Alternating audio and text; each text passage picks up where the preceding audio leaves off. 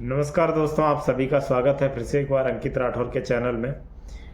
और जैसा कि आपको पता है कि अगर इस चैनल से आप काफ़ी पहले से जुड़े हुए हैं तो अभी तक ये तो समझ में आ ही गया होगा कि इस चैनल पे जो भी चीज़ें मिलती हैं, जो भी जानकारी मिलती है वो एकदम सटीक और सही मिलती है। ठीक है, तो चाहे वो इन्वेस्टमेंट से रिलेटेड हो या फिर सेविंग से रिलेटेड हो या फिर कोई नई जानकारी हो related to government schemes and सरकारी नौकरी के अलावा कंप्यूटर के बारे में भी इस चैनल पे आपको बहुत सारी जानकारियाँ मिलती रहती हैं। तो आज हम बात करेंगे पोस्ट ऑफिस की एकदम बहुत बढ़िया स्कीम के बारे में, जो कि सबसे ज़्यादा इंटरेस्ट रेट वाली है, जिसका इंटरेस्ट रेट जो है वो 9.75% है। और with proof and with example आपको सारी डिटेल्स दिखाऊंगा इस वीडियो में।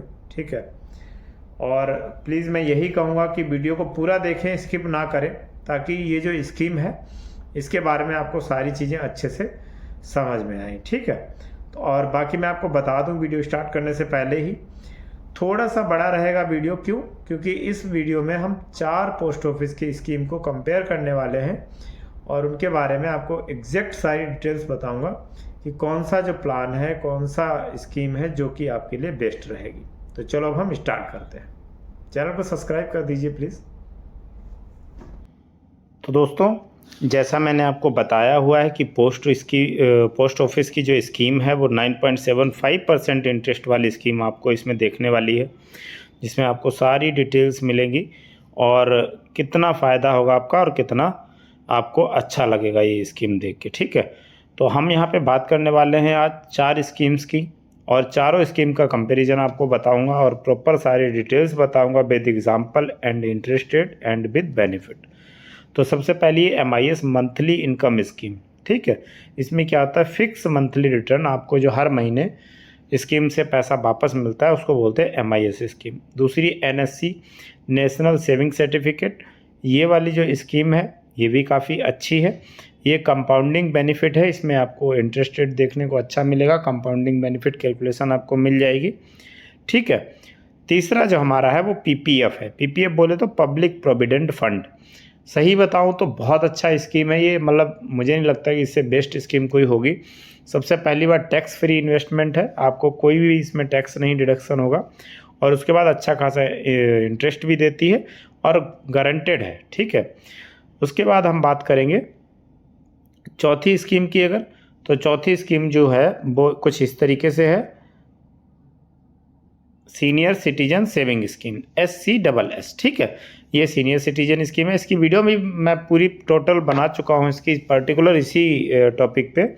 इसमें हाईएस्ट रिटर्न मिलता है, हाईएस्ट इंटरेस्ट मिलता है और काफ़ी अच्छी इन्वेस्टमेंट है ये भी। ठीक है, तो इसके बारे में हम सारी डिटेल्स देखेंगे आगे। बाकी यहाँ पे मैं आपको इंटरेस्ट रेट बताऊँगा हर स्कीम्स का, लॉक इन पीरियड बताने वाला हूँ कि कितने समय तक आप उस को चलाना है आपको, minimum and maximum investment limit भी बताऊंगा, प्री मैच्योर विड्रॉल रूल्स क्या हैं, कब तक आप उसको एडवांस अगर आपको निकालना है कब तो कैसे पैसा एडवांस में निकाल सकते हैं, कब तक निकाल सकते हैं, एलिजिबिलिटी क्या रहने वाली हैं, क्या क्या डॉक्यूमेंट रिक्वायरमेंट रहेगी, टैक्स बेनिफिट क्या रहेंगे, और जो है टैक्स बेनिफिट अगर रहेंगे तो किस किस स्कीम पे रहेंगे, विच स्कीम ऑफर गारंटेड रिटर्न।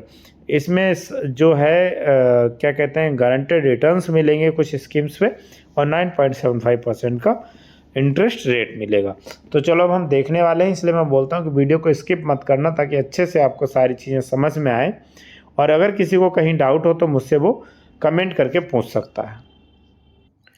तो जैसा मैंने बताया, यहाँ पे हम 4 स्कीम्स की बात करने वाले हैं। पहली हमारी स्कीम है MIS, दूसरी स्कीम है NSC, तीसरी स्कीम है PPF और चौथी स्कीम है SCSS। देखो, पहले लोगों को इन्वेस्टमेंट के बारे में पता ही नहीं होता था, तो इस वजह से इस चीज़ों के बारे में वो प्लान ही नहीं कर पाते थे। राइट, बहुत सारे लोग आज भी ऐसे हैं जिनको इन्वेस्टमेंट के बारे में पता ही नहीं है कि कहाँ इन्वेस्टमेंट करनी है और कहाँ से उनको अच्छा मैच्योरिटी अमाउंट मिलेगा, अच्छा खासा रिटर्न मिलेगा, ताकि वो आगे लाइफ में स्ट्रगल कर सकें अच्छे से।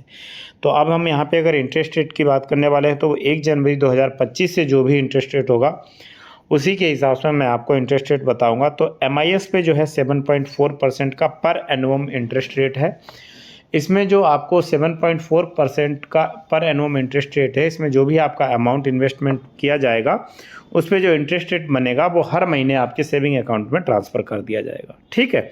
इसीलिए इसको मंथली इनकम स्कीम कहते हैं। दूसरा है national saving certificate NSC scheme, 7.7% पर एनुअम का इसमें कंपाउंडिंग एनुअली इंटरेस्ट रेट मिलता है, जो कि इसको बोलते हैं ब्याज पर ब्याज, ठीक है। बट इसका जो अमाउंट है वो मिलेगा आपको at the time of maturity, not on every month, right. तो यहाँ तक आपको चीज़ें समझ में आ गई। उसके बाद हम बात करते हैं PPF की, पब्लिक प्रोविडेंट फंड, जिसमें 7.1% का पर एनुअम आपको इंटरेस्ट रेट मिलेगा। और इसमें सबसे अच्छी बात, जैसा मैंने आपको बताया, कि इसमें आपको कोई टैक्स डिडक्ट नहीं होगा और ब्याज पे ब्याज इसमें मिलता है, तो आपका जो अमाउंट है वो कहीं ना कहीं डबल होता जाता है। सीनियर सिटीजन स्कीम की बात करें तो 8.2% पर एनुअम का इंटरेस्ट रेट मिलेगा, और वो भी कंपाउंडिंग क्वार्टरली मिलेगा। इसमें आपको भी ब्याज पे ब्याज ही इसमें भी आपको देखने को मिल जाएगा, ठीक है। उसके बाद जैसा आपने देखा कि 9.75% का हमने जो बताया हुआ कि आपको इंटरेस्ट रेट मिलेगा, तो उसके लिए कुछ नहीं करना है, आपको कोई भी इनमें से एक इन्वेस्टमेंट करनी है। उसकी मैच्योरिटी अमाउंट के बाद आप एक पोस्ट ऑफिस की छोटी सी स्कीम में उस अमाउंट को इन्वेस्ट कर देंगे, तो आपका 9.75% से ऊपर ही आपको रिटर्न मिलेगा, इससे कम नहीं मिलेगा, जो कि आगे वीडियो में हम देखने वाले हैं, ठीक है। अब बात कर लेते हैं हम लॉक इन पीरियड की, कि कौन सी स्कीम्स के लिए लॉक इन पीरियड कितना रखा गया है। तो लॉक इन पीरियड को आप प्रॉपर तरीके से समझना, ताकि अगर इन्वेस्टमेंट करोगे तो ये भी ज़रूरी है। MIS की जो स्कीम है उसको हम 5 साल के लिए ही लॉक कर सकते हैं, और उससे पहले हम उसमें से पैसा नहीं निकाल सकते हैं। अगर आपको निकालना है तो उसमें कहीं ना कहीं आपको पेनल्टी देनी पड़ेगी, ठीक है। NSC केस के बारे में अगर हम बात करें तो ये भी 5 साल का लॉक इन पीरियड है, बट इसमें आप पैसा बिल्कुल नहीं निकाल सकते हैं। इसमें 2 ही शर्त पे निकाल सकते हैं, या तो स्कीम होल्डर की डेथ हो जाए या फिर एज पर कोर्ट ऑर्डर, तभी आप इसमें से पैसा निकाल सकते हैं, उससे पहले आप पैसा नहीं निकाल सकते, ठीक है।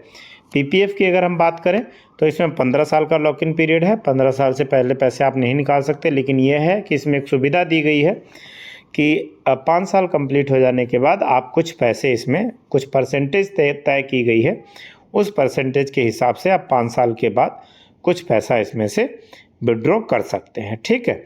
और आप इसको 15 साल पूरे होने के बाद 5 साल के लिए एक्सटेंड भी कर सकते हैं। SC/SS की बात करें तो इसमें भी आपको अगर 5 साल से पहले पैसा निकालना है तो आपको पेनल्टी देनी पड़ेगी। और दूसरी चीज़ ये कि इसको आप 5 साल के बाद 3+3 ईयर्स के लिए नंबर ऑफ़ टाइम्स, कितने भी नंबर ऑफ़ टाइम्स आप इसको एक्सटेंड कर सकते हैं, कोई इसमें ऐसी लिमिट नहीं दी गई है, ठीक है। तो lock in period I hope आपको समझ में आ गया होगा, और चैनल को लाइक सब्सक्राइब तो ज़रूर कर दिया होगा, क्योंकि मैं वीडियो बहुत अच्छे से समझाता हूँ और उम्मीद करता हूँ कि सामने वाले को अच्छे से समझ में भी आए। बात कर लेते हैं minimum and maximum investment limit की। तो MIS में मिनिमम यानी कम से कम 1,000 रुपये की लिमिट रखी गई है, 9 लाख रुपये की सिंगल पर्सन के लिए रखी गई है। अगर आप जॉइंट अकाउंट खोलना चाहते हो तो 15 लाख की लिमिट रखी गई है, यानी आप और आपकी वाइफ। बट यहाँ पे एक शर्त है कि चाहे आपकी वाइफ हो चाहे आप हो, आप दोनों का जो शेयर है वो इक्वल होना चाहिए। 15 लाख की लिमिट में 7.5 लाख रुपये आपका और 7.5 लाख रुपये ही आपकी वाइफ के नाम पे जमा होगा, ठीक है। ऐसा नहीं है कि 8 आप जमा कर दो 7 वाइफ जमा कर दे, नॉट लाइक दैट। इसके बाद हम बात करते हैं NSC की। तो NSC में 1,000 रुपये मिनिमम इन्वेस्टमेंट है, और मैक्सिमम इन्वेस्टमेंट की कोई लिमिट नहीं है। आप चाहे 1 लाख, चाहे 10 लाख, चाहे 10 करोड़, चाहे 1 करोड़, कितने भी पैसे आप इसमें इन्वेस्टमेंट करें, इसमें कोई ऐसी लिमिट नहीं दे रखी है। PPF के बारे में अगर हम बात करेंगे तो PPF एक ऐसी स्कीम है जिसमें आपको लिमिट दी गई है। इसमें लिमिट इसलिए दी गई है क्योंकि ये अंडर 80C के तहत में आता है, तो अगर इसको लिमिट नहीं देंगे तो ये एक्सीड कर जाएगा टैक्स लिमिट को, और फिर आपको अच्छा खासा रिटर्न नहीं मिल पाएगा। तो इसमें 500 रुपये पर ईयर आपको जमा करने हैं, कम से कम 500 रुपये पर ईयर, और मैक्सिमम जो है 1 साल में 1.5 लाख रुपये ही जमा कर सकते हैं, इससे ज़्यादा नहीं, ठीक है। जैसा मैंने बताया आपको एज़ पर टैक्स, इसमें 1.5 लाख रुपये से ज़्यादा आप जमा नहीं कर सकते पर ईयर। उसके बाद अगर हम बात करें सीनियर सिटीजन सेविंग स्कीम की, तो उसके बारे में भी आपको मैं सारी चीज़ें बता रहा हूँ अभी। सीनियर सिटीजन स्कीम में आप 1,000 रुपये मिनिमम और 30 लाख रुपये मैक्सिमम, इतनी ही इन्वेस्टमेंट आप इसमें कर सकते हैं। ठीक है, तो उम्मीद करता हूँ यहाँ तक सारी चीज़ें क्लियर हुई होंगी। अब हम बात कर लेते हैं एलिजिबिलिटी की। यहाँ मैं आपको बता दूं, एलिजिबिलिटी की अगर हम बात कर रहे हैं तो सबसे पहली बात तो ये है कि इसमें कोई भी एनआरआई इसमें इन्वेस्टमेंट नहीं कर सकता है।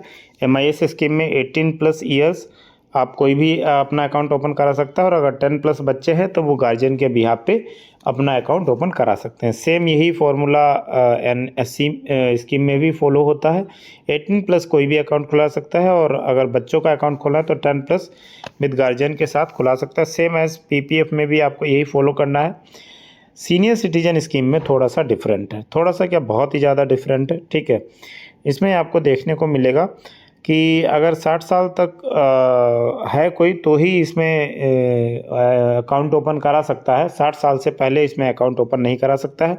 अगर कोई डिफेंस सर्विस पे है तो वो 50 साल के बाद ही इसमें अकाउंट ओपन करा सकता है। सिविलियन है तो भी 55 ईयर्स के बाद, रिटायरमेंट के बाद ये अकाउंट ओपन करा सकता है। ठीक है, उसके बाद अगर हम बात करें यहाँ पे अब टैक्स बेनिफिट की, तो जी बिल्कुल बहुत इंपॉर्टेंट टॉपिक है ये भी, कि आप इन्वेस्टमेंट कर रहे हैं, पता चले टैक्स में ही सारे पैसे जा रहे हैं तो क्या फ़ायदा होगा।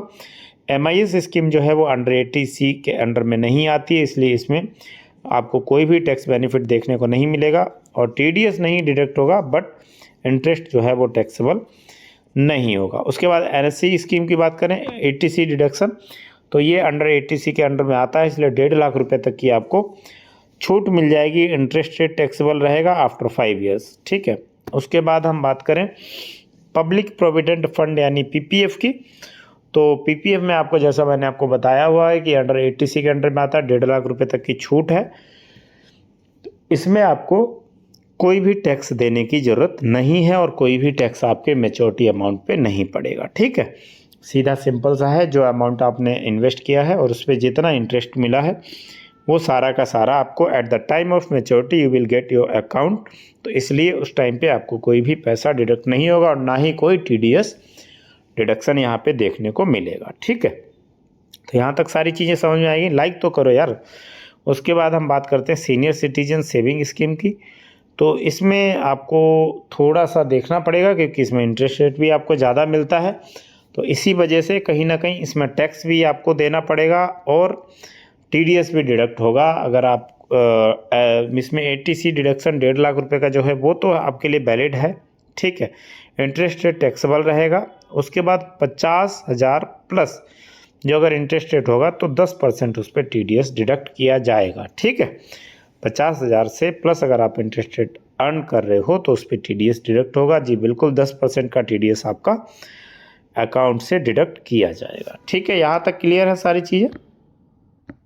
अब हम देख लेते हैं प्री मैच्योर क्लोजर। ठीक है, क्योंकि बहुत ज़रूरी है, आपको कोई चीज़ शुरू करनी है तो उसको बंद करने का भी तरीका आपको पता होना चाहिए। यस, इसमें 1 साल से पहले आप बिल्कुल भी कोई पैसा विड्रॉ नहीं कर सकते, ना ही बंद कर सकते हैं। आफ्टर 1 ईयर अगर आप विड्रॉ करते हैं इसमें 1 से 3 साल के बीच में, तो आपको 2% का डिडक्शन रहेगा। जो भी आपका अमाउंट होगा उस पर 2% का डिडक्शन रहेगा। 3 से 5 साल के बीच में अगर करते हैं तो 1 से 1% का डिडक्शन इसमें किया जाएगा। ठीक है, उसके बाद एनएससी की बात करें तो इसमें भी वही सेम प्रोसेस है। 1 साल से पहले आप इसमें भी विड्रॉ नहीं कर सकते हैं, और बिल्कुल भी विड्रॉ नहीं कर सकते हैं इसमें। क्यों? क्योंकि अगर इन केस ऑफ डेथ है तो विड्रॉ कर सकते हैं, बंद कर सकते हैं, कोर्ट ऑर्डर है, गवर्नमेंट का अप्रूवल है, तभी आप इसको बंद कर सकते हैं। अदरवाइज इसको आप ना बंद कर सकते हैं ना विड्रॉ कर सकते हैं बिफोर 5 ईयर्स। ठीक है, पीपीएफ की बात करें तो इसमें ये सुविधा दी गई है, लेकिन आफ्टर 5 ईयर्स, वो भी अगर कोई जेन्युइन प्रॉब्लम है, चिल्ड्रन की हायर स्टडीज़ के लिए कहीं जाना है उसको, या फिर सीरियस इलनेस है, कोई बीमारी है, या फिर एनआरआई आप बन गए हो, तो आपका जो लास्ट ईयर का इंटरेस्ट रेट रहेगा उसमें आपको 1% डिडक्ट करके ही आपको पैसा दिया जाएगा। ठीक है, उसके बाद सीनियर सिटीजन सेविंग स्कीम की बात करें तो यहाँ पे भी वही सेम है, विड्रॉ कर सकते हैं, लेकिन 1 साल के बाद, 1 साल से पहले नहीं, और 1 साल के बाद अगर आप विड्रॉ करते हैं 1 से 2 साल के बीच में 1.5% का डिडक्शन होगा। और उसके बाद अगर 2 साल के बाद आप कभी भी पैसा अगर मैच्योरिटी से पहले निकालते हैं तो 1% का डिडक्शन आपका किया जाएगा। तो होपफुली यहाँ पे प्री मैच्योर क्लोजर की आपको डिटेल समझ में आ गई होगी। मैं तो ये कहता हूँ स्क्रीनशॉट भी लो, चैनल को लाइक भी करो, सब्सक्राइब भी करो, शेयर भी करो। ठीक है, अब हम बात करते हैं अब हम क्या करते हैं, जैसा आपको मैंने बताया था शुरू में भी कि 9.75% का इंटरेस्ट रेट कैसे आप अर्न करेंगे, तो हम वन बाय वन सारी डिटेल्स देख लेते हैं। पीपीएफ को हम यहाँ पे इंक्लूड नहीं करेंगे क्योंकि इसमें 1.5 लाख रुपए तक की ही लिमिट है, इसको हम 10 लाख रुपए से कंपेयर नहीं कर पाएंगे, तो इसलिए क्या करते हैं हम इसको रिमूव कर देते हैं यहाँ से। अब हम बात करते हैं इन तीनों प्लानों की, MIS की, NSC की, SC/SS की। तो यहाँ पे हम क्या करते हैं, कॉमन अमाउंट ले लेते हैं। 10 लाख रुपए हमने तीनों स्कीम में इन्वेस्ट किया। सबका इंटरेस्ट रेट हमने लिख लिया, जैसा मैंने स्टार्टिंग में बताया था 7.4, 7.8, 8.2%, ठीक है। MIS हमने जॉइंट अकाउंट खुला रखा है, इसलिए हमने 10 लाख रुपए की लिमिट ले रखी है, जैसा कि आपको पता है। वैसे इसमें 9 लाख रुपए की ही लिमिट है। उसके बाद 7.8% का NSC पे इंटरेस्ट रेट मिलेगा और 10 लाख रुपए पे 8.2% का इंटरेस्ट रेट मिलेगा। अब हम कैलकुलेट कर लेते हैं कि इस पे कितना ब्याज बनेगा, ठीक है। तो हम अगर MIS की बात करें तो MIS पे 7.5% का 10 लाख रुपए पे ब्याज मिलता है, तो 5 साल में जो ब्याज मिलेगा वो मिलेगा यहाँ पे। इंटरेस्ट रेट 5 साल का हमें देखना है ना यहाँ पे, तो हम इंटरेस्ट रेट 5 साल का देख लेते हैं। तो यहाँ पे हमें MIS में जो इंटरेस्ट मिलेगा 5 साल के बाद, जो कि हमारे अकाउंट में हर महीने ट्रांसफ़र होता है, वो होगा 3,70,000 रुपये, ठीक है। उसके बाद NSC की बात करें तो यहाँ पे आएगा 4,49,032 रुपये, ठीक है। और उसके बाद हम बात करें सीनियर सिटीजन स्कीम की, तो यहाँ पे हमें इंटरेस्ट रेट देखने को मिलेगा 4,10,000 रुपये। यहाँ तक क्लियर है। अब आपको लग रहा होगा कि NSC में जो है 7.8% का इंटरेस्ट था और सीनियर सिटीजन स्कीम में 8.2% का है, बट NSC का इंटरेस्ट रेट ज़्यादा है और सीनियर सिटीजन स्कीम का इंटरेस्ट रेट कम है। ऐसा क्यों? तो जी बिल्कुल वो इसलिए है, यही तो बात होती है कंपाउंडिंग इंटरेस्ट की, कि NSC में जो है कंपाउंडिंग इंटरेस्ट रेट है। कंपाउंडिंग इंटरेस्ट क्या होता है? ब्याज पे ब्याज मिलता है, और सीनियर सिटीजन स्कीम में ये सुविधा नहीं है, उसमें सिंपल इंटरेस्ट मिलता है। जो भी आपका इंटरेस्ट होगा वही आपको मिलेगा। तो कंपाउंडिंग इंटरेस्ट रेट की वजह से NSC स्कीम में ब्याज ज़्यादा मिलता है और SC/SS में सिंपल इंटरेस्ट रेट की वजह से इसमें ब्याज कम मिलता है। इसीलिए आपको यहाँ पे ये जो भी 30-35 हज़ार रुपये का डिफरेंस देखने को मिल रहा है वो आपको देखने को मिलता है। अब हम देखते हैं 9.75% की ट्रिक, कैसे हम इसको 8.2, 7.8, 7.4 को 9.75 में कैसे कन्वर्ट कर सकते हैं एक पोस्ट ऑफिस की छोटी स्कीम को कंटिन्यू करके। तो जैसा मैंने आपको बताया, MIS हो गया और सीनियर सिटीजन स्कीम हो गई, ये क्या करती है, हमें मंथली या क्वार्टरली में पैसे वापस देती है, राइट। जो भी हमारा ब्याज बनता है वो हमारे अकाउंट में ट्रांसफ़र करती है। तो हम यहाँ पे क्या करते हैं, पोस्ट ऑफिस की एक RD स्कीम होती है, रिक्रूटिंग डिपॉजिट, यानी इसमें हम दोबारा से री इन्वेस्ट कर सकते हैं कौन सा पैसा जो हमें मंथली आ रहा है हमारे अकाउंट में, ठीक है। और इसमें 6.7% का हमें ब्याज मिलता है। तो अगर हम हमारा MIS का और सीनियर सिटीजन स्कीम का जो हमें एज अ ब्याज अमाउंट मिलता है उसको अगर हम इसमें दोबारा इन्वेस्ट करते हैं तो 70,000 रुपये हमें इसमें, हर स्कीम के अगेंस्ट हमें इसमें 70,000 रुपये का ब्याज और मिल जाएगा, है ना। तो वो अगर हमें इसमें 70,000, 77,000 इस तरीके से अगर हमारा ब्याज मिल जाता है यहाँ पे, फिर हम उसको अगर टोटल करते हैं तो हमारा आप देखने को मिलेगा आपको कि बहुत ज़्यादा बेनिफिट होगा। तो जैसे मंथली स्कीम में 4,40,000 रुपये का हमारा इसमें अमाउंट बन जाएगा 70,000 ऐड करके। NSC में ये कंटिन्यू नहीं होगा क्योंकि इसमें हमें रिटर्न नहीं मिलता है। उसके बाद सीनियर सिटीजन स्कीम में 4,87,688 रुपये का 28 रुपये का इन्वेस्टमेंट मिल जाएगा, ठीक है।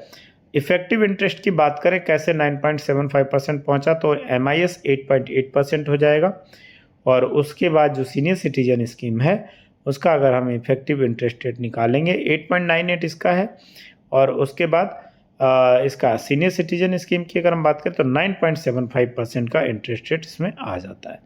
तो बहुत बहुत धन्यवाद आप सभी का वीडियो देखने के लिए, और सब्सक्राइब तो कर ही दिया होगा, उम्मीद है मुझे इतनी।